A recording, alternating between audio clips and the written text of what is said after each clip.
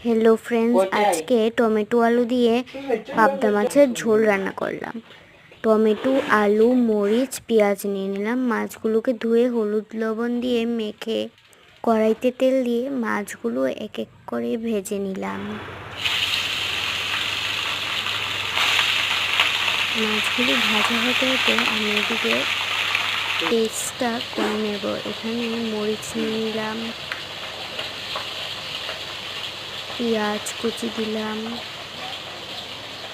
জিরে গুঁড়ো, ধনে গুঁড়ো আর পরিমাণ মতো জল দিয়ে পেস্টটা করে নেব। পেস্টটা হয়ে গেছে আর এদিকে মাছগুলো ভাজা হয়ে গেছে। এখন আমি নামিয়ে নেব মাছগুলোকে।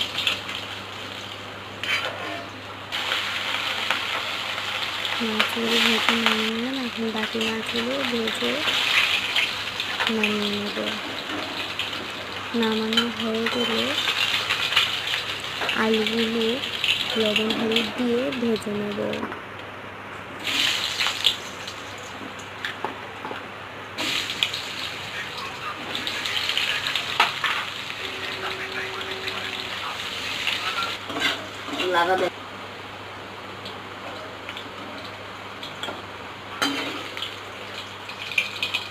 নামিয়ে নিলাম।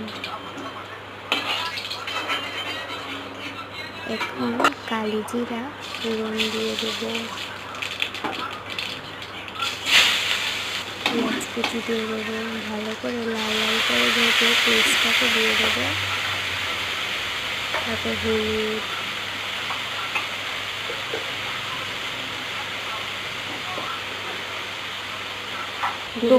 গুঁড়ো,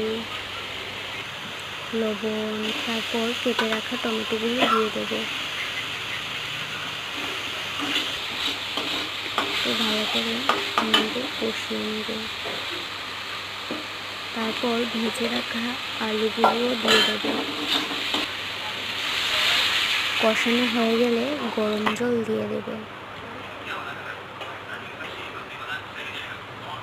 তারপর মাছ ভাজাগুলো দিয়ে দেবে এক এক করে।